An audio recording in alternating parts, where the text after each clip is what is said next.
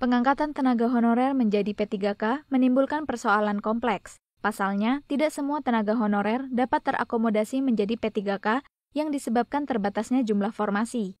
Untuk itu, Komisi 2 DPR RI meminta pemerintah daerah untuk segera menempatkan tenaga honorer, utamanya yang sudah lama mengabdi.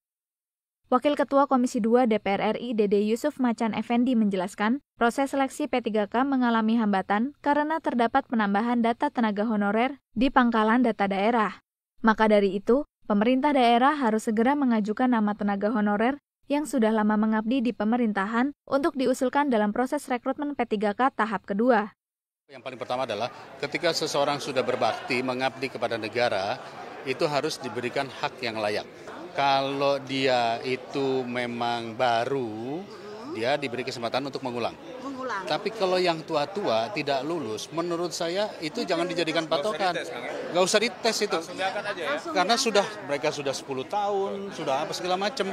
Dilihat dari masa baktinya. Karena kami juga paham, kadang-kadang kalau kita berbicara guru saja, guru yang sudah mengajar 10 tahun jauh lebih paham mengajar ketimbang yang baru lulus. Lebih lanjut, Dede Yusuf menegaskan, tenaga honorer yang sudah lama mengabdi seharusnya dapat diberikan afirmasi yang dilihat berdasarkan masa bakti dan kontribusinya kepada instansi pemerintahan untuk diprioritaskan dalam pengangkatan P3K. Selain itu, ia memastikan permasalahan tenaga honorer dan ASN P3K akan diselesaikan melalui perubahan PP maupun Perpres. Dari Sumatera Selatan, Rian, TVR Parlemen, melaporkan.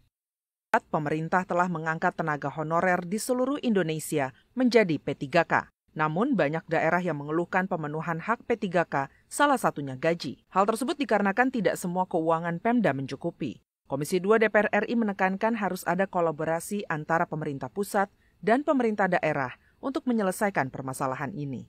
Wakil Ketua Komisi 2 DPR RI, Dede Yusuf, mengapresiasi proses rekrutmen P3K tahap 1 di Sumatera Selatan.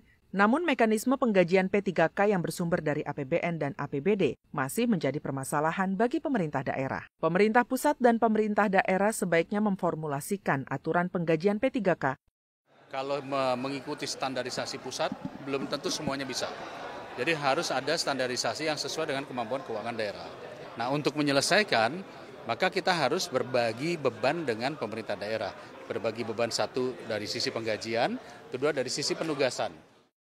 Senada dengan itu, Giri Kemas menekankan harus ada dukungan anggaran dari pemerintah pusat agar penggajian P3K berjalan baik dengan memberikan kepastian hukum yang akan meningkatkan kesejahteraan P3K yang sebelumnya menjadi tenaga honorer dengan gaji di bawah UMR provinsi.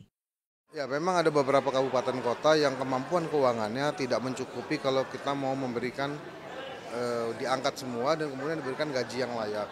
Nah, ini perlu suatu afirmasi dari pemerintah pusat, apakah daerah-daerah ini akan dibantu sehingga P3K yang sudah diangkat, baik yang penuh waktu maupun paruh waktu, bisa tersedia anggaran penggajiannya.